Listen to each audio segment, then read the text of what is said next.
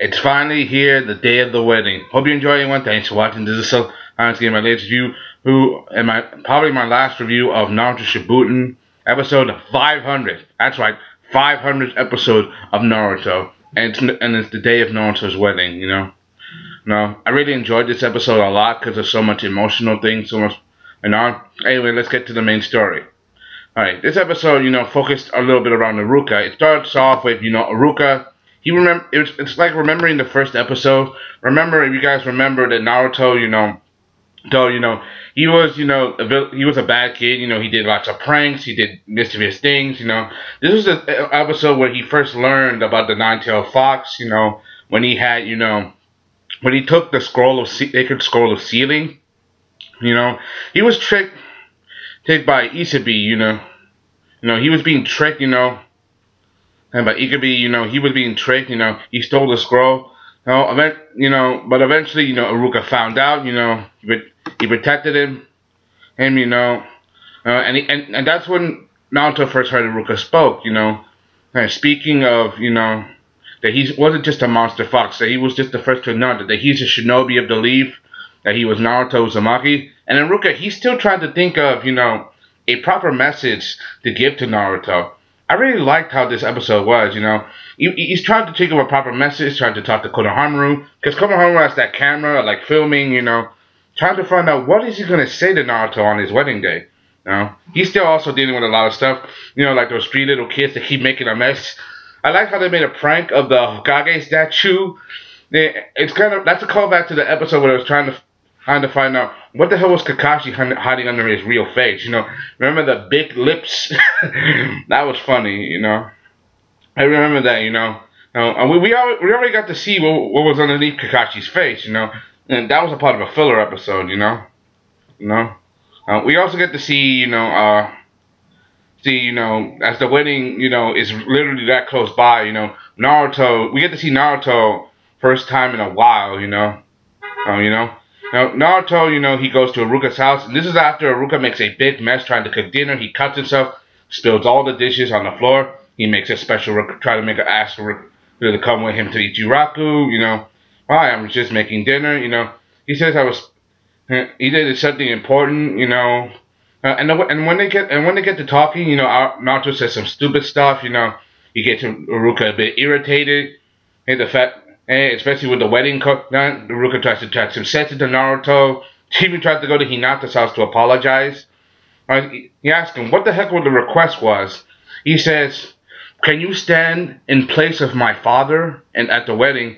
Because it makes sense, Naruto, he's a bit shy, confessing his feelings. It took a lot to confess his feelings, the fact that he was asking Iruka to be in place of his father, because his father Minato is dead, he can't be there for his wedding, and he has no other family, no other blood relatives at least, but everybody in the Hidden Leaf, anyone who stood beside him, who were his friends, they are his family, and he's asking Iruka because Iruka helped raise him, the third Hokage told him to watch over him, so the fact that he went so far to ask Iruka to say, can you be my father at the wedding, that took a lot, that took a lot of guts, and the emotion.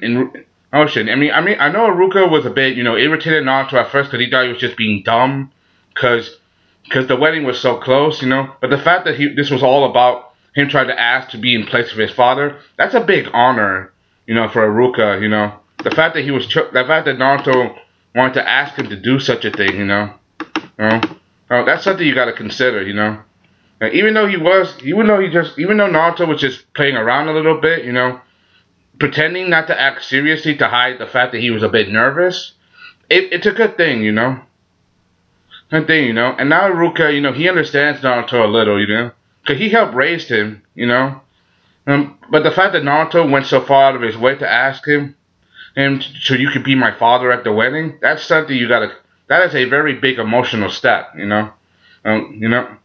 So, yeah, we had to get to see that him talking to Hinata, Iruka. The fact that Naruto asked, she knows that Naruto went to ask Iruka for this favor, because this is, is Naruto's wedding and he has no parents, this was a big step, for Naruto. Even though Iruka, he wants to do his best, the fact that Naruto was thinking about this probably brings a bit of relief to his shoulder. The fact that he asked him to be his father, while Iruka has been struggling.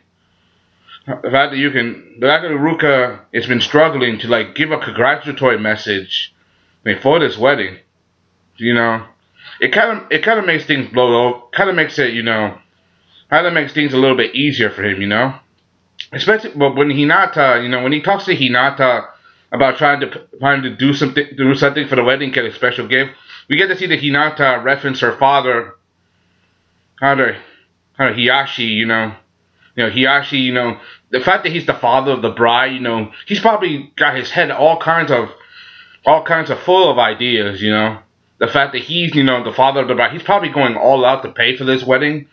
Because I don't think Naruto is rich, I don't think Naruto is rich, he probably saved his money from every mission. But the fact that he's going to be a member of the Hyuga clan and Hinata's husband, this is a big thing. This is a big deal, this wedding is. Even though, this is a very emotional episode. I really enjoyed it because everything's out in the open. We get to see the congratulatory messages from the video from anybody. We get to see Orochimaru, Yamato still watching him like a freaking hawk, and we get to see Gaara, Kazekage, we get to see Sakura, Ino, Choji, Shikamaru, Shino, Kiba, Akamaru, Sai, everybody, trying to give their messages. There's the 5 Kage, the people at the school, literally everybody that he's ever known or met tried to give their message. They're saying happy congratulations on your wedding, everybody. We even get to see, as they're getting ready for the wedding, as all that gets to right, we get to see people hooking up. We get to see Shikamaru, Naru, and Tamari, they hook up, Ino, and Sai, they hook up, And even Ino's wondering herself, when did those two hook up? Shikamaru and Tamari, and the fact that she's holding Sai's hand, love works in mysterious ways. We even get to see a letter from Sasuke. We don't get to see Sasuke at the village. He's still traveling around, but he sends a message saying congratulations. Sakura still thinking about, Sasuke all this time. We still don't know how those two got married, Spoiler, from the comics. Anybody who read the manga. It's still, it's a really good wedding. And seeing those two, seeing Hinata and Naruto in their wedding gowns. Hinata looked beautiful with the flower in her hair, and that beautiful white kimono. Naruto dressed in black and white. This is his wedding. I wish there was a little more dialogue from these guys. But the fact that they're standing together as one, as Naruto look out at the stone faces of the Hokage, seeing his father Minato, and Hinata standing by the man that she loved, it was a very beautiful moment. This was a very emotional episode, and I really enjoyed it because of everything they went through. Because we get to see all characters. We even get to see at the end of the episode, during the end credits, we get to see character designs and flashes and moments, even from characters like the Akatsuki, Zabuza, Haruka. So basically every character that we ever met that went on Naruto, we even get to see this little promo trailer for Boruto on the anime. That comes out Wednesday, April the 5th. Wednesday, Hey, 5th or 4th. I don't know if I want to review it, I want to a little bit. Just a little bit. I want to review it, just for nostalgia, because the thing is, there was a lot of problems with the manga, because all they did was reference Boruto now to the movie, but now there's some new content. I'll probably do a review on that later, but after that, I really enjoyed this episode because so many emotions. One of the craziest moments when Guy and Rock Lee, was the Rock Lee and Guy moments. How them and Teta were getting congratulations during the videotape, congratulations on winning. I think we saw Neji's ghost for a moment, and they were and when everybody was gathering for the wedding, they were doing, this weird dumbbell juggling with their legs. That was just funny. I like the humor, but this was very emotional because this is the 500th episode, but this is also the wedding. Yeah, and this episode was titled "The Message," right? Now, "The Message," and one of my favorite, and the favorite moment of all for me, gotta be when Iruka finally gave his wedding message. That Naruto, Hinata, congratulations on your wedding. Hinata, please take care of Naruto. So, Naruto, you better take care of her too. Be good. Saying that Hinata should take care of Naruto, because Naruto, remember, he may be the hero who saved the shinobi world, but he is not, he can be hard to handle sometimes. Anyway, that's all I gotta say. Hope you're enjoying 500 episodes. I really like this, like it. If I had a choice, I really like. If I had picked my favorite arc of, it's gotta be, the favorite arc of the series. Gotta be the first 100 episodes or so. Those were my favorite. That's when Naruto came back, and they met Sasuke. I really enjoyed it. I really enjoyed the fact that I've been reviewing Naruto for so long. I've been doing this for what, 2 years now? I mean, I did the manga, I did the anime, I mean, and the anime ended over a year ago, I even did live reaction to Naruto Gaiden, which was pretty good. And this is Donovan Adams. I'm signing off.